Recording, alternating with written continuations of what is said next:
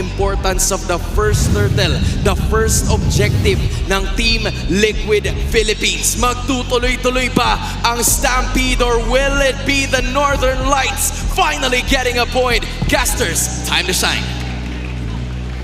Malalaman na natin yan sa pagpasok natin ng game number 2. Nauna na ang hakbang ng Team Liquid Philippines patungo sa final goal. Pero ang tanong, makakahabol ba ang Aurora Gaming? Ben, kung babalikan natin ang mga era na kung saan ay uso ang Fred Red at ang Barats, parang mga season 10, season 11, para bang dinadala tayo ng Aurora at ng Team Liquid Philippines sa ibang mundo eh. Lalim nga ng baon no? Pero alam mo, tiwala ako dito sa strategy ng Aurora. Kasi with Demon Kite, sana ito sa mga utility junglers back then nung talagang nasa era pa tayo ng RSG. And sila din naman yung ni-light yung magkasama noon. And ang kinagandaan dito is medyo kaya talaga nila in terms of matchup ng mga heroes ng PLPH. Meron silang surefire way of actually taking objectives. It's just a matter of actually executing it. That's true. And yung Barats na ito, nakakamiss din makita dahil ang daming mga magagandang plays mula sa Detona's welcome. Lang na nating hindi nakikita. And with the tank junglers na nagbabalik ngayon, it's just a matter of time na nagbalik nga itong Barats na to kasi nakita na natin si Baksha, si Fred rin ay bumalik na rin. Yung Akay nga ay 3 beses mahigit na natin nakita. Who would thought Grand Finals malalabas ang Barats? Isipin mo yun, talagang nasubukan ng Aurora kung gaano ba kalalim ang kanilang paghahanda against Team Liquid Philippines. Yung Team 1 performance kasi ng TL, parang ibang TLPH yung nakita natin. Eh, no? Yeah, sino ba yan eh? Kumbaga, again, nung previous encounter nila, parang na-realize ng Aurora, okay, kailangan natin ng utility jungler versus TLPH para kahit paano ma-repel natin yung early game aggression nila. Ang sinagot ng TLPH, absent yung early game ha, sabayan tayo early game. And for Aurora, again, this time around, meron silang pangsagot dun sa mga papasok sa mga objectives, especially with the Detona's welcome. Ang concern ko dito is, sa sobrang dami kasing papasok ng TLPH, kaya bang i-sustain ng Aurora yung damage? Kasi usually yung Barats natin may kasamang Matilda to eh. Oh, yun nga naman talaga, no? Yung combo na nagmula pa sa Age of the Crown na laging binabato ng mga ating Aurora members din. Here we go, sideboard na kain agad! Ay, naku, na-dodge! Na-dodge yata yung Detona's welcome, pero si Demon Kite ang nagwagi doon sa pagong. Ngayon si Sanford ay hindi pa tapos. Papasok din sila, the thought is there. Ngayon naman si Edward ay mapupuruhan na. AOG! Mula dito kay Sandy, was back sa gilid. Sanford nababa ng buhay, pero si Edward ata ang mapupuruhan. At si Carlito makakakuha ng first blood. Hindi pa tapos ang laban kasi si Light ay nandun din. May tatama bang racket? Hindi na nga muna, British Run. At hindi na rin umabot sa dulong-dulo pa sana, no? Pagong man ay nakuha ng Aurora. TL ang nakakuha ng first kill of the game. Yeah, even though ang cute ng interaction ng immunity nung lapu-lapu, nakuha pa rin Demon Kite yung pagong. Kasi ang importante lang naman is hindi siya nakastun. That's true. During the turtle take, meron din siyang sarili niyang CC immunity. Pero yung Microman, na-dodge pa ni Sanji yung smart missiles. Tama, no, smart missiles yung second skill ni Barats. Ang tagal na kasing di nagagamit yan eh. Yeah, ano yun? Missile expert. Ayun, missile expert. Missile expert. So hindi lang hindi lang matalino, sobrang talino. Sobrang talino. Expert. Pero may question mark sa dulo yun eh. So hindi pa natin sure. Missile expert. Ganun nga yung pagkasabi daw. Pero yan na, Purple secured for the side of Team Liquid Philippines. Wala pa namang invade. Napapasok mula sa Aurora. And so far, equalized po ang ating laro. Hindi pa tayo nakakita ng sobrang laking lamang dahil naging equal naman kahit paano yung palitan sa first blood at pagong. Pero for TLPH, actually sila yung medyo nagmamadali ngayon. Kasi pagdating ng mid to late game, alam naman natin, scaling yung hero sa kanilang side. Especially yung winning matchup ng CC versus Lapo. And also, meron kang Sicilian problem mula kay Yue. Na by the way, wala pang talo yung Sicilian ni Yue. Isa yan talaga sa mga nire-respeto eh. No? Kung baga kung Super Prince, may makikita kang Selena. Yung Sicilian naman ay isa talaga sa mga inaabangan when we talk about Yue. By the way, ay ilang beses na nating nakita sa loob ng isang Grand Final stage. Pero hindi pa rin yan nakukuha yung inaasam niyang championship. Bigat na ito, no? Kasi naalala ko sa isang interview, sinabi ni Edward na gusto na nilang bigyan ng championship itong si Yue. At nalalapit na sila, isang hakbang na lang ang kanilang kailangan. Sisimula na nga rin yung pagong na ito. Pedro Nurse ay inaikasa. Wow! Target si Ohip pa! Ang nagwagi doon sa pagong. Ngayon, AOG ay naikasan rin. Demon Kite ay pupuruhan na revitalize. At napisa yung dinosaur. Si Light ngayon ay tumatakbo. Iiwasan ata yung pagsuko dito ng CLPH. Kaya lang, sabi ni Light, haharapin ko na ng liwanag. Pero parang nadala din siya ng liwanag dito ng CL. Kakaiba yung yung control na pinakita ng Liquid. And again, Carl TZ, ginamit yung dash para maiwasan niya rito yung barats. Tumama pa rin naman, pero sabay kasi men yung first kill retry plus yung isang Death Sonata mula kay Oheb. Talagang nilelayer nila para makuha yung objective. Oo, nakakatakot din pala to si Sanji mag-fire sa main. Flicker for the stun. At si Doming kahit ay babagsak sa kamao ni JP. At rekta lang ang pag-push para dito sa top lane. Hindi siya naligtas ng purify niya. Hindi maganda, napapurify pa. Yeah. Itong si Doming kahit so matagal lang aatay Grabe. niya. Para rito, grabe yung pananalasan, pagsagasa ng TLBC ito ha. Men, sobrang lala ni JP. Ayaw paglaruin yung Aurora. Ayaw. Yung game number 1, ganun na ganun yung itsura. Ngayon, sabihin na natin, oo, meron silang Barats, meron silang CC. Kaso si Doming ayaw niya paglaruin. Kanina pa si JP. Ayaw sabi dito ni JP. Hindi, next game ka na maglaro, Doming. Kahit Oo. bigay mo na sa amin to. Parang ganun yung pinapa-atin niya dito eh. And if you're Doming, kahit maiinis ka sa ganitong klaseng galaw eh. Pero iba pati dito sa baba, may 2v1. Yun, nakakainis din ha. Kasi Breakers fan, nabitawan. And yung vengeance mula dito kay Edward. Buhay pa rin naman ang Legend Zero.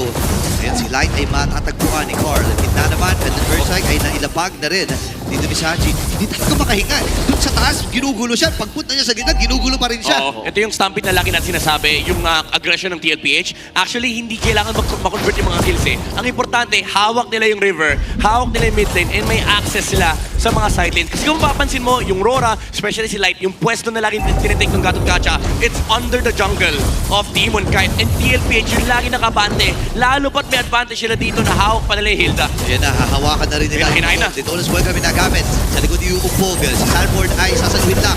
Pero si Carl TC nakuha na yung bugong ngayon. Namamatay din. Itong si Sanford. Doming, JP. Ako sila dito kasi si JP napakatibay na talaga. Pwede rin na binawan din si Sanji. AOG, tinamaan si Sanji. Flicker yung nagamit din. Pero prayer strike Carl! dito Carl! kay Carl. Kaya lang apat na miyembro mula dito sa Team Aurora. Ang kanyang sinunod pero buhay pa rin ang Young Goat. Pero may habulang nagaganap. Edward and Hohem. Kakalma muna sila. 2-4-0, naging palitan doon. Medyo nalugi pa ata ang Team Liquid kahit nakuha nila ang pagong. Kaya kahit sabihin natin maganda yung frontline dito ng TLPH, ito rin yung problema ng Granger kanina, men, ang hirap pa rin ng mga members ng Aurora, especially kapag nasa harap si Edward. Parang hindi enough yung kanilang mga kits para mapatay yung CC. And usually, ito naman talaga yung sakit kapag Granger yung hawak mo, no? Kapag masyadong maraming gumagalaw sa mga teamfight, ang hirap mag-focus ng target. Even though ang tagal sinusustain ni Carl TZ yung harapan, hindi kasi nila mapatay si Edward. Oo, at ang napakahirap din kasi talaga patay ni Edward on the CC. Bukod sa vengeance na hawak niya, yung sustain lang talaga na nanggagaling sa kanya yung passive ay kailangan respetuhin. Pero mo magkikita ang dating magkapatid, Edward and Oheb, way back. Magkakabit, dalawang ito. Maraming nagbibigay ng mga video, mga posts at iba pa na dati pinoprotektahan ni Edward si Oheb. Pero ngayon, hinahanap na siya. Kailangan nila gawin yun para sa isang ompyonato. Back to square one nga yan eh. Parang yung storya ni Oheb at Edward, back to square one na magkalaban na naman sila. E ngayon nagkakainitan sila sa Land of Dawn. Si Edward naman, syempre pag iinitan niya si Oheb dito, masarap gamitin yung ultimate si Granger kasi napakataas din ng damage output ng CC. Especially hindi mo pwedeng labanan kasi yung Vengeance din eh. Yun yung isang problema ng TLPH. Kapag ginamit ni Edward yung Vengeance, parang wala silang sagot. Sila gagamitin. Sanford ay umatras na rin. At least meron siyang land shaker para makaiwas if ever man. Sa taas na bahagi, nag-push lamang itong si Oheb. Tagumpay ang pagbasag ng Wow. Dory ng Aurora sa ibaba. At makakapag-rotate pa sila sa mid lane. Medyo matutulak lamang ni Oheb yung top lane. Kaya naman magkakaroon ng chip damage doon sa may Torre sa may bandang itaas. Pero mukhang hindi pa naman accessible ang loob ng orange side ng side ng Aurora Gaming. At least makakahinga pa kahit papano sa Demon Kite. Oh, Hindi na nila pahihingayin si JP. Masyadong makunat. Tumama yung Sakins Claw. uy, guard! Ortiz ay Grabe! napakatapang talaga habang free hit lang. Itong si Oheb. Conceal mula dito kay JP. Nakita niya si Edward. Hahawak muna sila dun sa left mid bush. Reset ata ang maging call. Pero magagamit yung revitalize dito ni Light. Kaya naman sisimulan dito ni Carl TZ Lord. Papasok dito kay Edward. Ako kalahati lang buhay niya. Sobrang tapang talaga. Doon din si Sanford. Nagpakain na rin. Ito ulas buhay kami. Umog sa dalawang miyembro. Mula din sa Oh team. my goodness. Sanji nakuha ng kill. Pero si Sanji sa likod. Si Carl TZ ngayon ay umaabante. Sanford? Kailangan na umatras. Sanford ay napakatapang talaga. JP ay lalayo na rin. Kompleto si Ricardo's pa dito ang seal. At pwede na nilang hawakan at tulungan itong Lord. Mukhang itutuloy na nga nila ito. Ibibigay na ata ng Aurora Gaming dahil nag-rotate na sila Bigay. palayo. This is going to be the first Lord of the game. Secured para sa Team Liquid. Yun, sobrang lala nung juggle ng TLPH. Si JP ayaw magpalaro. Wow. Si Sanford, siya pa yung nagpakain. Si Carl TZ yung target. Pero sabi kasi ni Sanford, walang palag yung dinosaur sa Apex Predator. Nakakatakot naman kasi talaga si Sanford. Piruin mo, kahit hindi niya makuha yung mga assist o yung kills, the fact na nazo-zone out niya yung 3 o 4 na miyembro mula sa Aurora ay more than enough na para sa Team Liquid Philippines. And just the sheer threat of that, kasabayan na rin ang feathered airstrike dito ni Sanji. Nagkukumpul-kumpulan na ang Aurora Gaming. Pero kahit pa sabihin natin lamang na ng 4,000 ang Team Liquid, pinupusuan pa rin ng Aurora itong Sicilian Oh my na goodness. hawak ni Yui. Aray ko, naramdaman ko, parang ako rin, nabagsaan din ng feathered airstrike. Pumati yung likod ko. Makatis eh, no? Makatis talaga. Domeng kahit kailangan niya mag-worry dito kasi alam niya na 2 hanggang 3 bagsak lang siya ng feathered airstrike. Oo, yung opportunity na makapag-dash parang ayaw ibigay ng Ayaw. TLPH. Laging may threat na, sige subukan yung lumapan, wala kayong damage dealer. Yan yung laging sinisigurado ni Sanji. Yui, mukhang pinasok agad ni JP ah. Masyado matapang si Daddy James dito. Zone Sinigat. lang daw ang magiging call. Parang easy. Nandun yung Ton. Feathered airstrike para lang i-zone Grabe. ang mga miyembro ng Aurora at hindi sila nakalapit. Binubrusko na lang ng Team Liquid Philippines yung mga objectives na gusto nilang makuha. And looking at the damage dealt, karamihan ng damage na lumalabas mula sa Team Liquid ay nanggagaling kay Sanji and Oheb. Yung poke damage nila ay kakaiba. Yeah. Tsaka, ang pinaka-importanting aspect dito sa laro ng TLPH is hindi lang sa ang lala ng frontline nila, ang lala ng vision na nakukuha nila with JP, just controlling these bushes.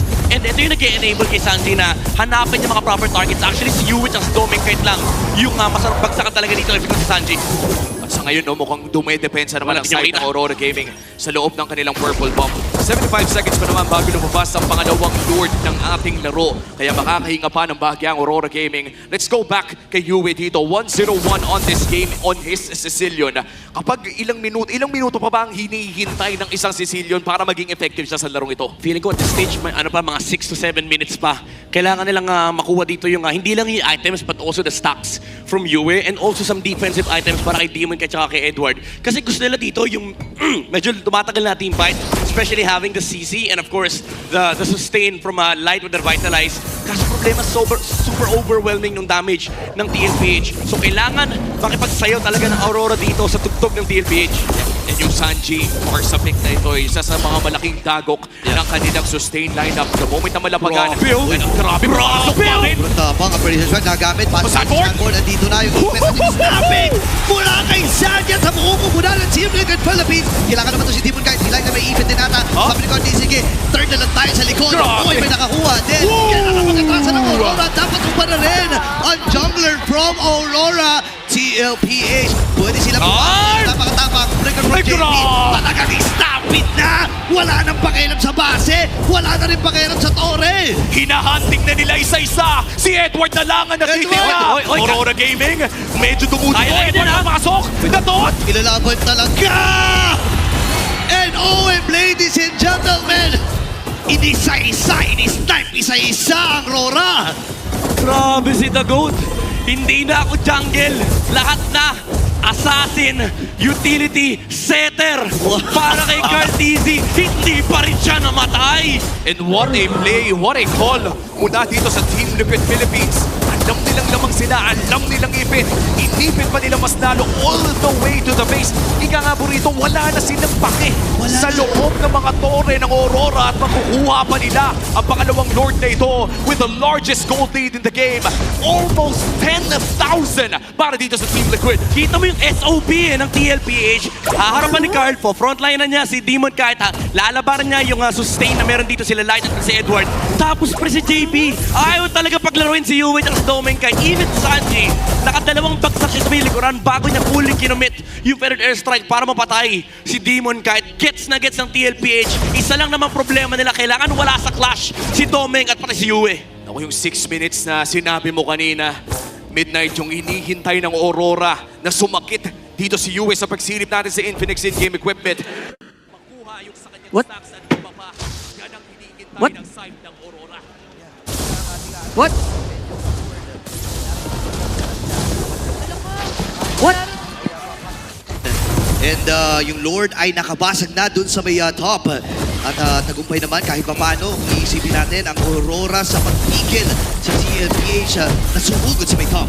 At makakadepensa pa naman, no? Pero lumaki at lumubo mas lalo. 12,000 gold lead, direct na mid lane. Ang push ng Team Liquid Philippines. Available pa naman ang mga battle spells ng Aurora Gaming. At mukhang makakadepensa pa sila, pero yan na. Better strike mula kay Sanji. Di pati si Edward. Nabagsak, isang bagsak talagang yung damage isang katutak eh. Half HP yung isang feathered airstrike mula kay Sanji. And kay Edward binato yun, men. Imagine if si Domeng kahit yung tinamaan, gaano kasakit yung isang bagsak mula sa Farsa. Well, parang ayoko na makita at this point. Na ang laki, kanina dalawa lang yung target eh. Sabi ni Sanji, testing ko nga. Para pwede na ata kahit sino eh. Yun nga eh, ito Ayun, kahit sino daw. Kaya na daw. Demon Fight. Oy, Sanji! Masyadong malalim aka. Carlito ay kailangan na matras. Naku, nasubo siya dito ni Demon Fight. Hindi naman sa Pimit Kuran. No way! Kailangan matras si Old. Oh my goodness! Hey, OJ! Tamaan yung dalawang miyembro ng Team Liquid Philippines. At ang Aurora. JP! Isa na sila. Ngayon ay kailangan na lumayo ni Sanford. Nakapatay din naman. Si Demon kaya na kanya naging target doon. Papasukin ata! Hinahantik din si JP. Wala Ayan siyang na! kapitang grass. Ohem! Wala siyang ginamit Ohem! ng grass. Ngayon naman ay si Uy. Bakit nakikipagsabay? Oo, Nagpakayanin ata. At naging stuck lang ang Sky Piercer niya. Dito, itong si Edward. Kamuntikan ang Team Liquid Philippines, pero buti na lang nandoon si Oheb. Pero men, yung Sandwich Claw ni Uwe under the nose of Sanji, hindi niya in-expect yun. Usually na-flicker ni Sanji yun eh. Matatouch niya yun. Pero imagine mo pagbaba ng Wings by Wings, may Sandwich Claw na nakabang mula kay Uwe. And yun na ata yung pinaka-crucial na Sanguine Claw na binato ni Yue so far. Dahil nabilan niya ng oras ang Aurora Gaming. In fact, kaya na nga ata lumaban sa Lord na ito. 16 minutes in. If you are Aurora, ito na yung puso. Yung 6 minutes na binanggit kanina ay palapit na ng palapit para dito sa Aurora. Sumasakit na si Yue. Nakakapalag na si Edward. Kailangan lamang ay mahuli si Sanji. But after that mistake, sigurado natuto na ang chef. Yeah. Kailangan nilang tingnan dito yung mga basal expert at pati na rin yung Sandwich Claw, yung displacement power ng Aurora. Pero lukat na yung backside namin nakasilip. Ito na siya kasi Doming kagad na naging target nila. Ang baba na ng buhay. At si Sanford with the previous fighter. Doming! Reset yung tinawag nila sa Lord! Napatay itong si Carlito. Si Doming kahit ay napalayo na Light! rin. At si Light ay napaalam Oh na my sa goodness! proseso. Tuloy-tuloy lamang sila dito. Pwede maghabol. Ang mga miyembro ng TLPH, dalawang napatumba. May jungler pa naman ng Aurora. Wala sa TLPH. Pero actually, kung iisipin mo, pwede nga nila i-rush to eh. Oo, kung makita nila no, na dumidepensa naman yung tatlo, ay pwede pa. Pero mukhang hindi naman ata i-risk ito ng Team Liquid Philippines. Meron pang retry si Demon Kite. 15 seconds para dito kay Carl TZ. Kaya naman kakalma muna tayo dito. We are once again entering the late game. Katulad na lamang ng game number 1 na umabot ng lagpas 20 minutos ay papasok na tayo close to 18. Baka nga mag-evolve na rin ang Lord na ito. Pero grabe itong TLPH. Kanina pa sila nagluluto, men. May nagluluto dito. Kanina si JP nagluto sa likuran. Pero napakahapdi na nung Sicilian ni Yue, especially with these items. Yung kanyang Blood Wings, Divine Glaive. Patong mo ba dyan yung kanyang stacks? And kanina, Scarlet Easy, akala niya men mabubuhay siya. Pero napatay siya bigla ni Yue. At dito natin makikita yung puso ni Yue, men. 4 times na nagpakita sa loob ng Grand Finals. 4 times nasiraan ng pangarap at ngayon humaharap sa Team Liquid Philippines in this late game scenario. TL ang hahawak ng Lord na ito. Carl TZ tatangkihin na. Feathered airstrike forces Yue. Mapapalayo ng bahagya pero mukhang soft reset para sa Lord na ito. Naghahanap ng teritoryo ang Aurora Gaming at mukhang mahahanap nila sa may bandang itaas. Alam nila na wala ng flicker JP, itong si Yue. Si JP napakalayo talaga. Tinan mo, binabox one niya. Kumbaga sa basketball, binabox one niya itong si Yue. Ano si Sanford? Napag-jammer force na patutulong ata siya. Preparation Rally nagamit pero si Oheb nakakuha ng Lord. Isa sa completion ni Sanford na ganyan sa rin. Yung main damage dealer dito ng Aurora. Isinunod pa nila si Edward. AOG nagamit ni Light. Ngayon ay pupuruhan nata si Demon kahit tatlong miyembro pumupuro sa kanya. Ngayon naman ay sa may bandang gitna na maalam din itong si Sanji. Oh no! David! Dalawang miyembro. May pagparil-paril pa na ginagawa din si Owen. Popping na immortality. Mamamatay si Light. At si Owen na lang ang natitira. Wipe out para sa Cavalry. At ang game number 2 ay mapupunta sa kanila. Back-to-back victories para sa Cavalry. At kita na ang momentum